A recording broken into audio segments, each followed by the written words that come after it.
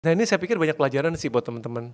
Yaitu kadang-kadang bisa jadi kamu tidak berada di tempat yang tepat. Ya.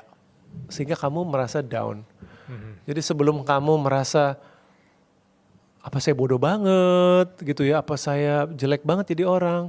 Jangan-jangan kamu lagi simply nggak di tempat yang tepat gitu. Seperti saya gitu. Tidak semestinya karakter saya di posisi sales, saya ditaruh di tempat sales. Mismatch gitu. Yang ada kamu jadi mulai merasa bodoh, merasa nggak mampu dan lain-lain.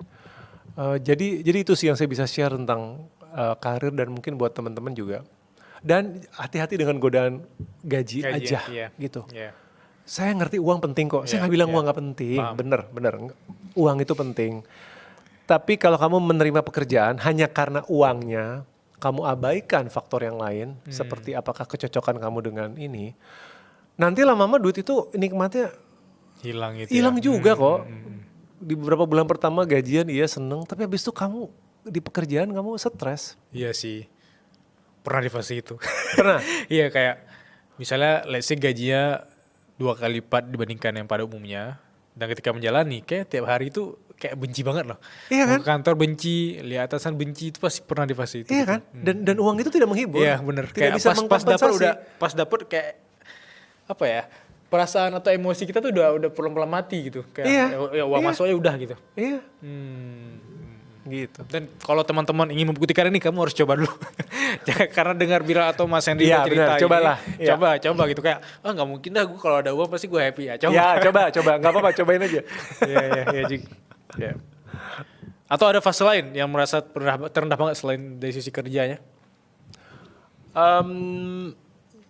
Ya tapi itu bentuknya apa ya, episode sih. Jadi maksudnya bukan fase panjang. Ya. Misalkan waktu kerja di agensi itu kan sangat dekat dengan pitching atau tender kan. Kita berusaha memenangkan tender atau pitch dari perusahaan. Ya itu pada saat kadang-kadang ada momen-momen di mana kayaknya udah bagus banget deh kita gitu. Kayaknya udah all out deh saya gitu. Lah kok kalah gitu. Ya itu di situ sih stoikisme membantu ya, karena mendingan kita cepet ikhlas tapi analisa dulu kita kalah kenapa. Iya kan? Ya mungkin kompetitor lebih bagus. Mungkin kita ada yang salah nggak menjawab brief dari klien. Apapun itu harus dilakukan, namanya postmortem ya, istilah kerennya tuh postmortem. Jangan buru-buru habis gagal kita keburu cepetan move on. Tetap harus ada pelajaran yang ditarik nih. Itu harus ada diskusi, karena itu jarang dilakukan loh di kantor. Nggak semua tim melakukan itu. Ayo kita analisa yuk, kita gagalnya di mana kira-kira. Mungkin nggak enak untuk membahas kegagalan. Dan takutnya kita pengennya gampangnya menyalahkan kan. Emang kliennya bodoh nih. Begini mereka pasti main duit apa. Wow. Sebelum buru-buru suzon atau menyalahkan, mendingan kita refleksi diri deh. Gitu.